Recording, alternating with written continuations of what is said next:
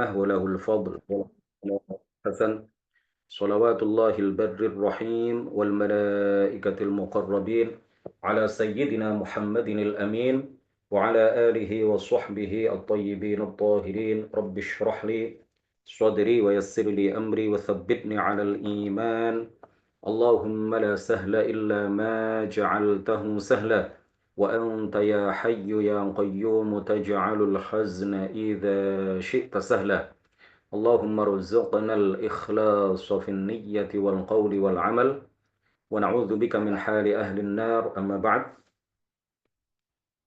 Sahabat-sahabat, para peserta kajian online bedah buku Argumen Ahlus Sunnati wal Jamaah, yang mudah-mudahan semuanya senantiasa mendapatkan limpahan taufik, rahmah, hidayah, ni'mah dan barokah dari Allah Subhanahu wa taala.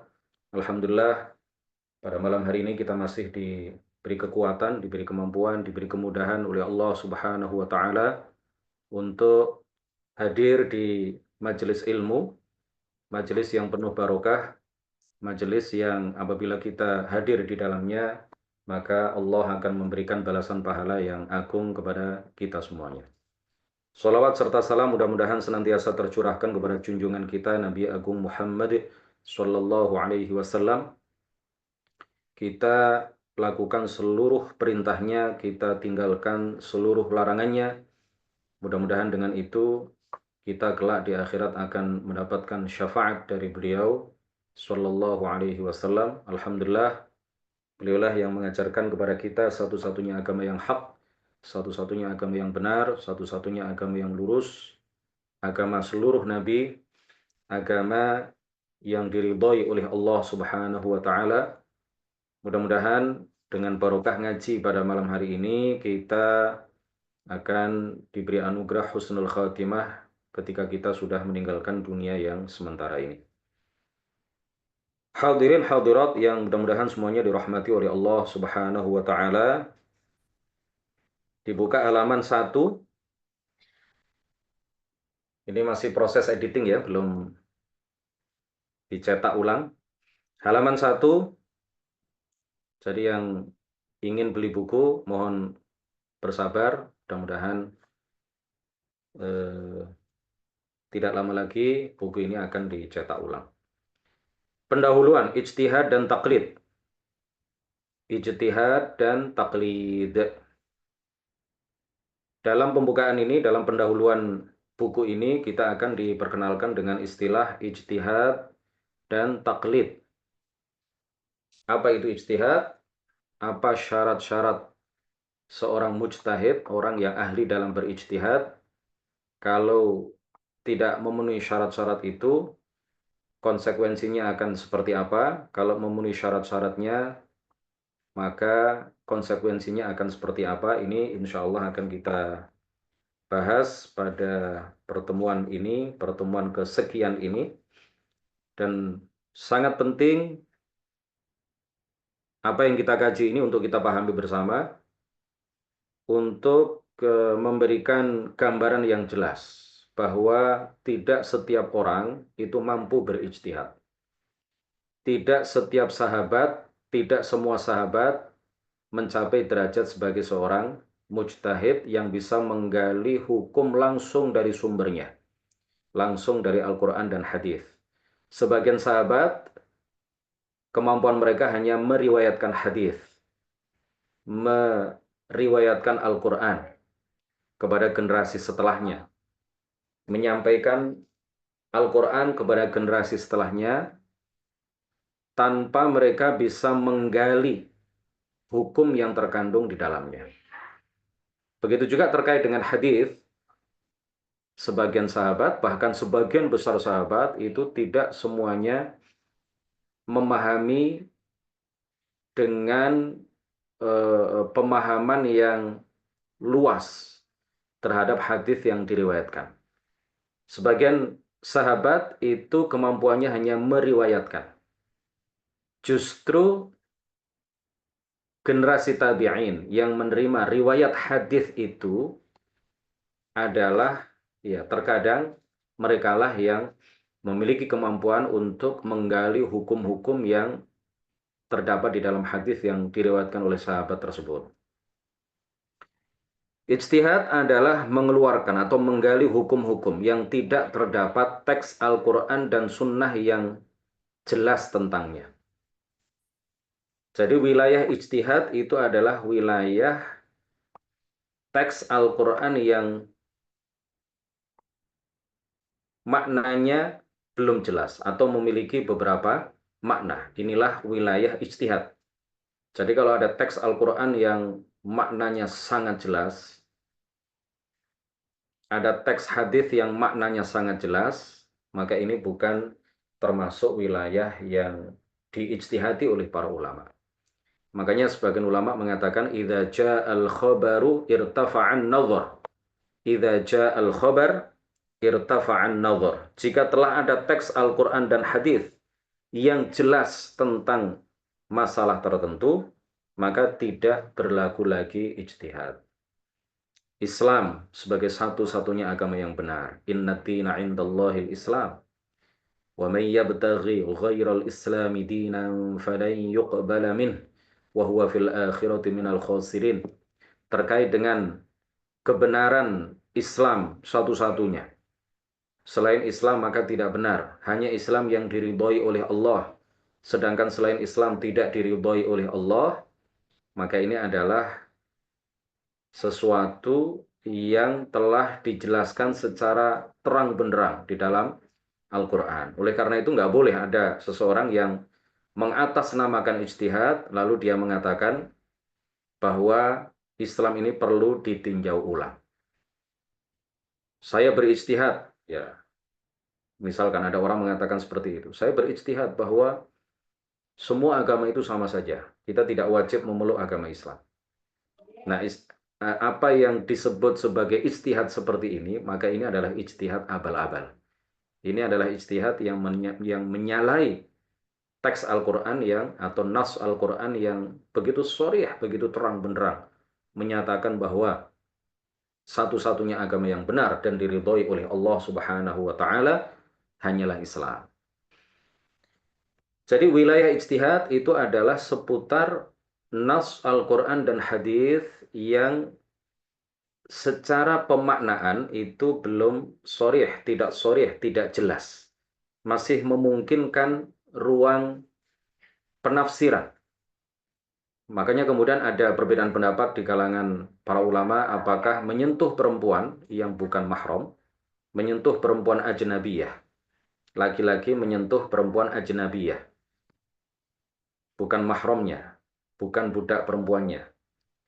Begitu juga perempuan menyentuh atau tersentuh kulit dengan kulit dengan laki-laki ajnabi yang bukan mahramnya. Apakah membatalkan wudhu ataukah tidak membatalkan wudhu? Ini terjadi perbedaan pendapat di kalangan para ulama. Sebab nasnya itu adalah mubasyarah. Iya, larangan mubasyarah ketika seseorang i'tikaf di masjid misalkan. Mubasyarah ini wala tubashiruhunna wa antum 'akifuna fil masajid. Ya, misalkan ayat ini. Jadi larangannya itu adalah mubasyarah. Nah, mubasyarah itu membatalkan i'tikaf, termasuk juga membatalkan wudhu, ya, membatalkan wudhu seseorang. Mubasyarah yang seperti apa yang membatalkan wudhu? Ini terjadi perbedaan pendapat di kalangan para ulama. Sebagian ulama mengartikan mubasyarah ini adalah jima'. Kalau hanya sentuhan kulit dengan kulit, maka tidak membatalkan wudhu. Sebagian ulama lagi menyatakan bahwa kalau sentuhan kulit dengan kulit disertai dengan syahwat, maka itu membatalkan wudhu. Kalau tidak disertai dengan syahwat, maka tidak membatalkan wudhu. Sebagian lagi ulama menyatakan bahwa baik syahwat maupun tidak syahwat, maka sentuhan kulit antara laki-laki dengan perempuan yang bukan mahramnya, maka sama sekali tidak membatalkan wudhu. Sebagian lagi ulama mengatakan, Al-Imam Syafi'i radhiyallahu anhu, persentuhan kulit antara laki-laki dengan perempuan yang bukan mahram, baik syahwat maupun tidak syahwat, membatalkan wudhu secara mutlak. Baik sedikit ataupun lama, disengaja ataupun tidak, syahwat ataupun tidak, Menurut Imam Syafi'i, maka hal itu membatalkan wudhu. Ini karena nasnya itu bisa ditafsirkan dengan beberapa penafsiran. Nas Al-Qur'annya tidak sharih, tidak eksplisit, menggunakan kata-kata yang secara bahasa Arab itu bisa ditafsirkan dengan makna A, sehingga memunculkan pendapat A, bisa dimaknai dengan makna B, sehingga memunculkan pendapat B, bisa dimaknai dengan makna C, sehingga memunculkan pendapat C. Dan yang menggali hukum seperti ini adalah orang-orang yang sudah mencapai derajat sebagai mujtahid. Orang-orang yang sudah terpenuhi syarat-syarat berijtihad dalam dirinya. Jadi mujtahid ialah orang yang, jadi ijtihad itu adalah aktivitasnya, sedangkan orang yang terpenuhi dalam dirinya syarat-syarat ijtihad, maka dia disebut sebagai seorang mujtahid. Jadi mujtahid ialah orang yang memiliki keahlian dalam hal ini. Keahlian dalam apa? Dalam berijtihad, yaitu di dalam menggali hukum-hukum yang tidak terdapat nas Al-Quran dan Sunnah yang jelas tentangnya. Ia adalah seorang yang hafal ayat-ayat ahkam, ayat-ayat yang berkaitan dengan hukum, sekitar 500 ayat. Hadis-hadis ahkam, hadis-hadis yang berkaitan dengan hukum, sekitar 500 hadis. Serta mengetahui sanad-sanad dan keadaan para perawinya. Mengetahui sanad hadisnya ini terputus ataukah tidak. Mengetahui apakah perawi hadisnya ini bisa dipercaya ataukah tidak. Mengetahui nasikh dan mansukh. Ya, ayat-ayat yang ada sebagian ayat itu yang mansukh. Ya, hukumnya tidak berlaku lagi, dinasakh oleh ayat yang lain. Am dan khos. Ini istilah-istilah usul fikih ya. Mutlak dan muqayyad, serta menguasai betul bahasa Arab dengan sekira hafal pemaknaan-pemaknaan setiap nas sesuai dengan bahasa Al-Quran, mengetahui apa yang telah disepakati oleh para ahli ijtihad dan apa yang diperselisihkan oleh mereka. Jadi harus mengetahui ijma' yang terjadi sebelumnya. Karena kalau tidak, ini halaman 2, karena jika tidak mengetahui hal ini, maka dimungkinkan ia akan menyalahi ijma' para ulama sebelumnya. Lebih dari syarat-syarat di atas, masih ada sebuah syarat penting bagi yang harus terpenuhi. Masih ada sebuah syarat penting lagi yang harus dipenuhi atau terpenuhi dalam berijtihad, yaitu kekuatan pemahaman dan nalar. Ya, fiqhun nafs. Kekuatan pemahaman dan nalar. Kemudian juga disyaratkan memiliki sifat adalah, yaitu selamat dari dosa-dosa besar, tidak pernah melakukan dosa-dosa besar. Artinya dia bukanlah orang yang fasik dan tidak membiasakan berbuat dosa-dosa kecil yang bila diperkirakan secara hitungan jumlah dosa kecilnya tersebut melebihi jumlah seluruh perbuatan baiknya. Jadi adil, seorang mujtahid itu harus memiliki sifat adalah. Dia harus adil. Adil itu artinya orang yang tidak fasik, tidak melakukan dosa besar. Dia juga bukan orang yang terus-menerus melakukan dosa kecil, sehingga seluruh dosa kecil yang dia lakukan itu tidak sampai melebihi seluruh kebaikan yang pernah dia lakukan. Kalau itu terjadi, maka dia bukanlah orang yang adil. Maka dia tidak memiliki sifat adalah. Sedangkan muqallid dan orang yang tidak memiliki sifat adil, maka dia tidak memenuhi syarat untuk mencapai derajat sebagai seorang mujtahid. Karena orang yang fasik, maka dia bukan orang yang amanah. Biasanya orang yang fasik, dia bukan orang yang amanah. Dia tidak akan takut kepada Allah Subhanahu wa Ta'ala ketika menyatakan halal, haram, wajib, dan hukum-hukum yang lain. Maka bisa jadi itu hanyalah memperturutkan hawa nafsunya. Tidak betul-betul didasarkan pada keahlian yang memadai untuk menafsirkan ayat Al-Quran maupun hadis yang disabdakan oleh baginda Rasulullah Shallallahu Alaihi Wasallam. Sedangkan muqallid, orang yang melakukan taklid, artinya mengikuti pendapat para mujtahid, adalah orang yang belum sampai kepada derajat tersebut di atas, sehingga mengamalkan pendapat-pendapat para mujtahid. Jadi muqallid ini diberi keringanan, diberi keleluasaan untuk mengikuti madhab mujtahid manapun, bisa mengikuti madhab Hanafi, boleh mengikuti madhab Maliki, boleh mengikuti madhab Syafi'i, boleh mengikuti madhab Hambali. Dalil bahwa orang Islam terbagi kepada dua tingkatan ini adalah hadis Nabi Shallallahu Alaihi Wasallam. Naddarallahu mra'an sami'a maqalati fawa'aha fa'addaha kama sami'aha farubba muballighin la fiqha 'indahu. Rawahu Tirmidzi wa Ibnu Hibban. Allah memberikan keselamatan dan wajah yang berseri-seri di hari kiamat kepada seseorang yang mendengar perkataanku, kemudian ia memeliharanya dan menyampaikannya sebagaimana ia mendengarnya. Persis, tidak ditambahi, tidak dikurangi.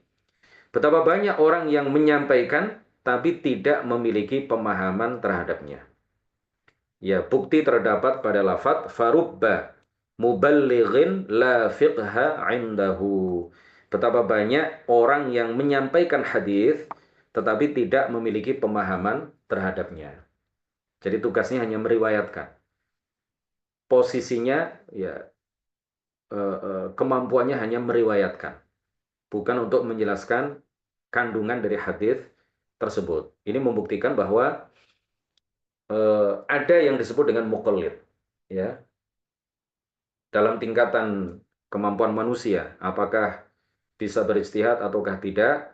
Maka di dalam hadis ini pada lafadz yang menyatakan bahwa farubba muballighin la fiqha 'indahu, ini menunjukkan bahwa ada tingkatan muqallid, ada tingkatan orang itu yang tugasnya hanya meriwayatkan. Dia tidak memiliki kapasitas untuk berijtihad, untuk memahami sebuah hadis. Di dalam masalah-masalah keagamaan, dia hanya mengikuti pendapat tingkatan di atasnya, yaitu orang-orang yang telah mencapai derajat sebagai mujtahid. Dalam riwayat lain dikatakan warubba muballighin. Kalau yang tadi farubba muballighin. Kalau yang riwayat yang lain warubba muballighin aw 'amin sami'in. Betapa banyak orang yang mendengar, ya, betapa banyak orang yang mendengar, artinya orang yang disampaikan kepadanya hadis. Betapa banyak orang yang mendengar hadis lebih mengerti daripada orang yang menyampaikan. Betapa banyak orang yang menerima riwayat hadis itu dia memahami kandungan hadis itu, sementara orang yang meriwayatkannya, orang yang menyampaikan hadis itu kepadanya, dia hanya meriwayatkan, sedangkan dia tidak memahami kandungan dari hadis tersebut. Bagian dari lafadz hadis tersebut memberikan pemahaman bahwa di antara sebagian orang yang mendengar hadis dari Rasulullah SAW, ada yang hanya meriwayatkan saja dan pemahamannya terhadap kandungan hadis tersebut kurang dari pemahaman orang yang mendengar darinya. Orang yang kedua ini dengan kekuatan nalar dan pemahamannya memiliki kemampuan untuk menggali dan mengeluarkan hukum-hukum dan masalah-masalah yang terkandung di dalam hadis tersebut. Dari sini diketahui bahwa sebagian sahabat Nabi ada yang pemahamannya kurang daripada atau dari para murid dan orang yang mendengar hadis darinya. Bisa jadi lebih dalam ilmu muridnya dibandingkan dengan gurunya. Jadi gurunya hanya meriwayatkan hadis. Guru di kalangan para sahabat, ya, yang merupakan guru dari para ulama di kalangan tabi'in, sebagian dari mereka hanya meriwayatkan hadis, sedangkan ulama di kalangan tabi'in yang merupakan murid dari sahabat yang merupakan gurunya itu, ini bisa memahami kandungan hadis tersebut. Pada lafaz lain, hadis ini farubba hamili fiqhin ila man huwa afqahu minhu. Betapa banyak orang yang membawa fiqih kepada orang yang lebih paham darinya. Lebih paham darinya. Dua riwayat ini diriwayatkan oleh At-Tirmidzi dan Ibnu Hibban. Mujtahid dengan pengertian inilah yang dimaksud oleh hadis Nabi sallallahu alaihi wasallam, "Idza ijtahadal hakimu fa asaba falahu ajrani wa idza ijtahada fa akhta'a falahu ajr." Rawahul Bukhari. Apabila seorang penguasa berijtihad dan ijtihadnya benar, maka ia mendapatkan 2 pahala, dan bila salah, maka ia mendapatkan 1 pahala.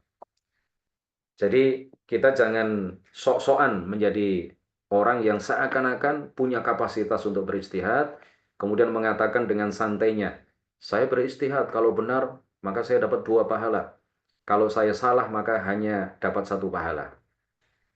Ya, jangan sok-sokan menjadi orang yang seakan-akan memenuhi syarat-syarat berijtihad. Karena syarat berijtihad, syarat menjadi seorang mujtahid itu tidak mudah.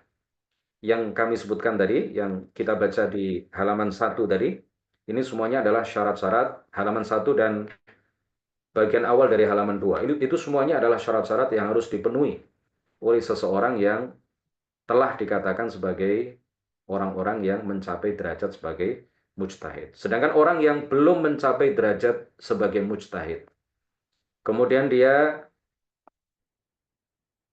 melakukan seolah-olah melakukan ijtihad, maka orang yang seperti ini akan terjatuh ke dalam dosa besar. Dia kalau benar, kebetulan benar, ya, kalau apa yang dia lakukan itu benar, maka ini hanya sebuah kebetulan, karena apa yang dia lakukan itu tidak berlandaskan ilmu, tidak berlandaskan kaidah-kaidah yang telah digariskan oleh para ulama. Jadi syarat-syarat berijtihad itu ketat sekali.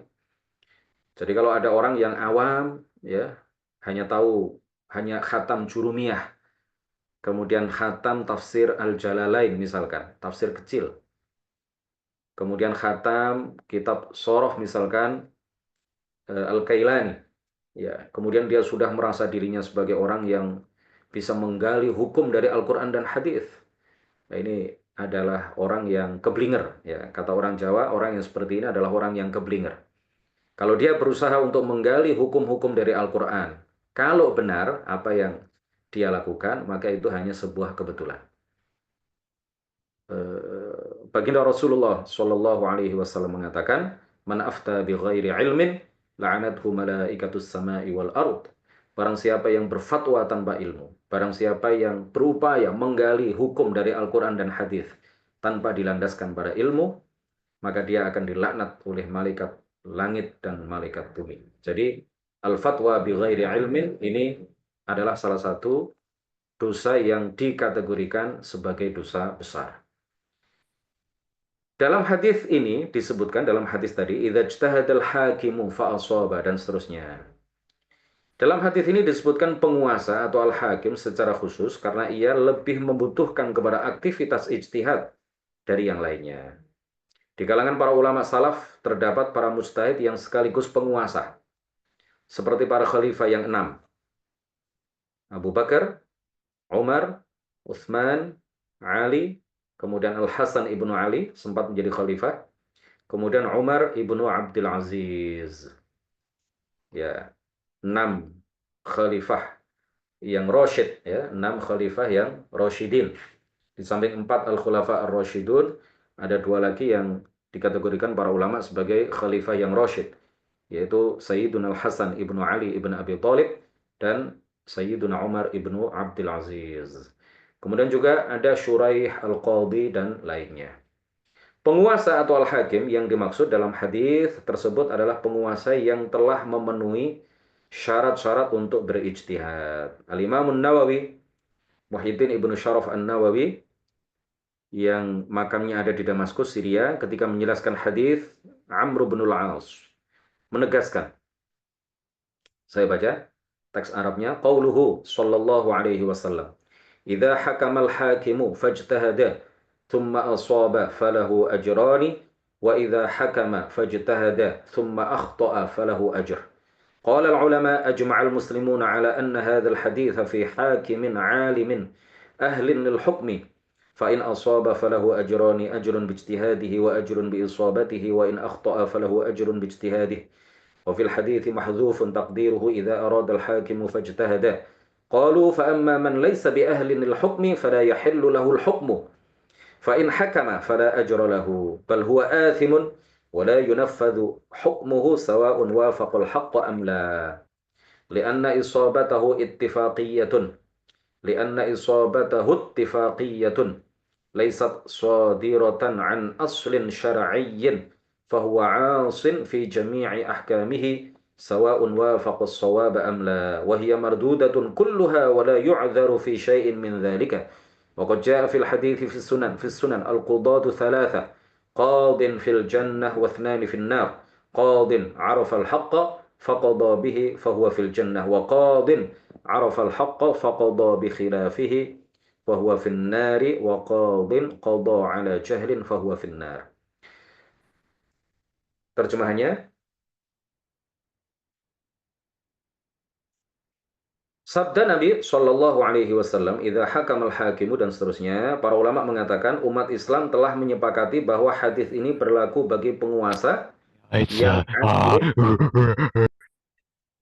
yang alim dan ahli untuk menentukan hukum. Maka jika ia benar, ya coba di highlight ya, coba diperhatikan. Telah menyepakati bahwa para ulama umat Islam telah menyepakati bahwa hadis ini berlaku bagi alim, penguasa yang ahli untuk menentukan. Maka jika ia benar, ia memperoleh dua pahala, yaitu pahala ijtihad dan pahala menepati kebenaran. Jadi pahala seseorang yang alim dan memenuhi syarat-syarat berijtihad, kalau ijtihadnya benar, maka dia dapat pahala dua. Yang pertama adalah pahala berijtihad dan yang kedua adalah pahala karena dia menyocoki kebenaran, menepati kebenaran. Dan jika salah, ia memperoleh satu pahala, yaitu pahala berijtihad. Dalam hadis tersebut ada kata yang dibuang. Perkiranya adalah jika penguasa ingin menentukan dan memberlakukan hukum, lalu ia berijtihad. Ya, tadi kan apa? Idza hakama. Itu yang dimaksud adalah apa? Jika ya ada lafadz yang mahdzuf yang dibuang. Takdirnya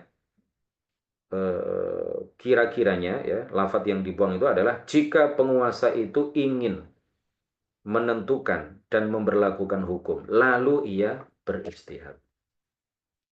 Para ulama mengatakan jika penguasa tersebut tidak memiliki keahlian, maka haram baginya menentukan suatu hukum tertentu. Dan jika dia melakukannya, dia tidak memperoleh pahala sama sekali. Dia tidak memperoleh pahala sama sekali. Sebaliknya, dia berdosa dan tidak boleh dilaksanakan hukumnya. La yunafad, ya, tidak dilaksanakan hukumnya. Baik sesuai dengan kebenaran atau tidak. Karena sesuainya dengan kebenaran hanyalah kebetulan saja, tidak muncul dari landasan syar'i. Maka ia berdosa dalam semua hukum-hukumnya, baik sesuai dengan kebenaran atau tidak. Semua hukumnya ditolak dan dia tidak ditolerir, tidak dimaafkan dalam sedikit pun di antara hukum-hukum tersebut. Dalam sebuah hadis yang diriwayatkan dalam As-Sunan, bahwa para qadhi atau hakim ada tiga macam. Satu qadhi masuk surga dan dua qadhi masuk neraka. Satu qadhi mengetahui kebenaran, maka ia memberikan keputusan hukum dengan kebenaran tersebut sehingga ia masuk surga. Satu qadhi mengetahui kebenaran namun ia memberikan keputusan hukum yang bertentangan dengan kebenaran tersebut, maka ia masuk neraka. Dan satu qadhi lagi memutuskan hukum dengan kebodohan, tanpa ilmu, tanpa landasan ilmu, maka ia masuk neraka. Hati-hati ya. Sahabat-sahabat sekalian, kalau ditanya oleh seseorang mengenai satu permasalahan dalam ilmu agama, kalau kita tidak bisa menjawab, maka jangan gengsi untuk mengatakan saya tidak tahu. Jangan mentang-mentang kita sudah dipanggil kiai, jangan mentang-mentang kita sudah bergelar ustadz, jangan mentang-mentang kita sudah dipanggil cikgu kalau di Malaysia, dipanggil guru kalau di kita, di madrasah, di sekolah, guru agama, guru PAI, guru Quran hadis, masa ditanya nggak bisa.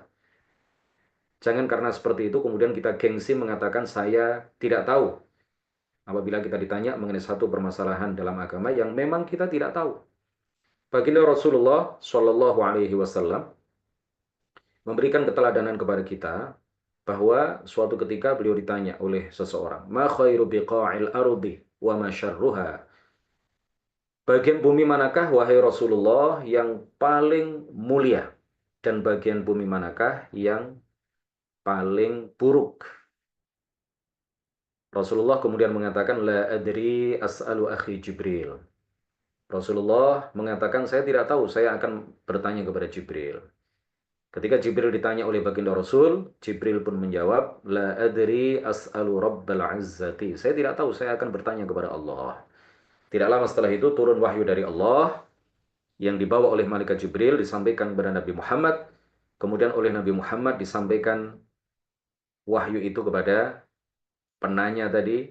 Kemudian beliau mengatakan, beliau bersabda, khairu biqa'il ardil masajid wa syarruha al-aswaq.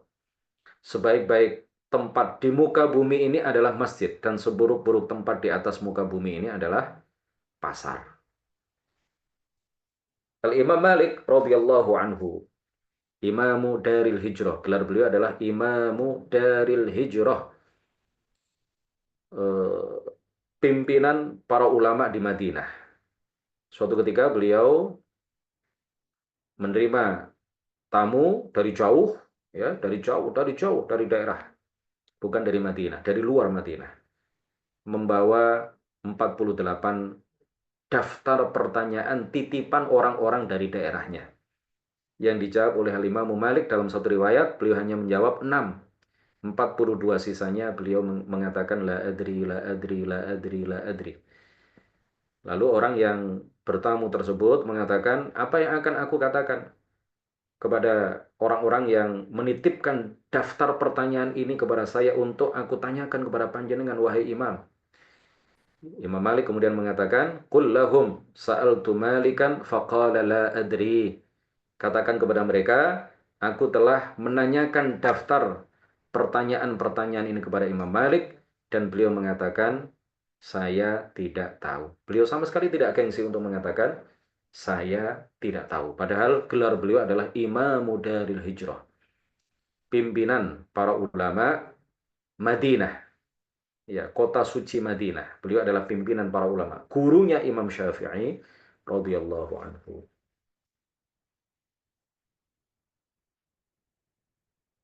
Para ulama hadis yang menulis karya-karya dalam ilmu mustalah al-hadis menyebutkan bahwa ahli fatwa dari kalangan sahabat kurang dari 10, yaitu sekitar 6 menurut suatu pendapat. Al-Kautsari dalam catatan kaki, Al-Kautsari dalam Al-Ishfaq ala Ahkamit Thalaq mengatakan para mujtahid di kalangan para sahabat sekitar 20 orang sahabat saja jika betul-betul ditahqiqkan. Sebagian ulama mengatakan para sahabat yang mencapai derajat sebagai mujtahid itu hanya 6. Sebagian ulama mengatakan para mujtahid di kalangan para sahabat hanya 20. Sebagian ulama yang lain mengatakan bahwa ada sekitar 200 sahabat yang mencapai tingkatan mujtahid. Dan ini adalah pendapat yang lebih sahih. Jika keadaan para sahabat saja demikian adanya, maka bagaimana mungkin setiap orang muslim yang bisa membaca Al-Quran dan menelaah beberapa kitab berani mengatakan mereka para mujtahid adalah manusia. Kita juga manusia. Hum rijal wa nahnu rijal. Mereka manusia, kami juga manusia. Kata sebagian orang yang tidak seharusnya kita taklid kepada mereka. Sama-sama manusia, mereka manusia. Kita juga manusia, sama-sama manusia. Sama-sama berambut hitam. Sama-sama punya hidung, sama-sama punya akal, sama-sama punya kemampuan. Kenapa kita harus taklid kepada mereka? Ini sebagian orang mengatakan seperti itu. Padahal telah terbukti dengan data yang valid bahwa kebanyakan ulama salaf bukan mujtahid. Kebanyakan ulama salaf itu bukan mujtahid. Mereka ikut atau taklid kepada ahli ijtihad yang ada di kalangan mereka. Ini berikutnya ini ya, kita teruskan minggu depan insya Allah. Berikutnya ini adalah dalil bahwa beberapa orang sahabat itu tidak mencapai derajat mujtahid. Ya, ada dalilnya disebutkan dalil di bagian bawah itu. Kemudian nanti juga ada dalil lain di halaman 9 yang menjadi bukti bahwa para sahabat itu tidak semuanya ahli ijtihad. Sebagian besar di antara mereka adalah muqallidun, orang-orang yang hanya taklid kepada sahabat Nabi lain yang telah memenuhi syarat-syarat sebagai mujtahid. Kalau keadaan di kalangan para sahabat yang mulia seperti itu, apalagi zaman sekarang, ya. Tidak selayaknya orang-orang tertentu menyatakan bahwa kami akan menggali hukum langsung dari Quran hadis, kami tidak ikut ijtihad para imam empat misalkan. Ya, demikian. Eh, Tadi ada beberapa chat ya, belum sempat saya baca. Saya kembalikan dulu ke pembawa acara, silakan. Iya, kepada para peserta, jika ada yang ingin bertanya terkait materi pada malam hari ini, mungkin ada satu atau dua orang untuk bertanya, kami persilahkan. Ini maksudnya apa? Link materi dari buku. Maksudnya gimana? Mungkin PDF mungkin kayaknya. Oh ya, PDF tidak kami sebarkan. Ini yang nulis kan saya sama Ustadz Abu Abdillah, Ustadz Muhyiddin ya. Ustadz Muhyiddin Fattah. Beliau tidak berkenan apabila PDF dari kitab ini dengan beberapa pertimbangan disebarkan.